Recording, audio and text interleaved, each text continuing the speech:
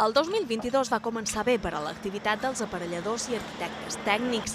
Un cop entrat, però, al segon trimestre de l'any, la conjuntura internacional i econòmica fa que la incertesa, la mateixa amb la qual ha començat aquest 2023, desbarati les previsions. No sols els preus és el que estan afectant a la falta d'iniciativa, sinó que, el que hem dit, la dificultat, els crèdits que estan pujant molt, les famílies ho tindran que pensar, i la situació de la guerra que encara no se veu un final. Tot això encara refreda moltes inversions. Els visats de 2022 varen caure a nivells inferiors als de 2019, fins i tot per davall de 2020, l'any més intens de la pandèmia.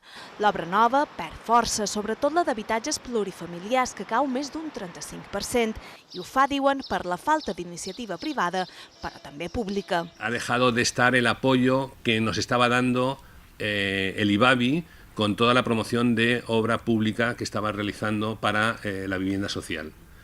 Claro, ahora vienen elecciones, el interés ahora está más en inaugurar obra que no en contratar obra para un futuro i que venga otro partido político i se beneficie del trabajo que han hecho los demás. L'obra nova d'unifamiliars també davalla, però no tant, un 5,5%, mantenint nivells ben similars als de 2021.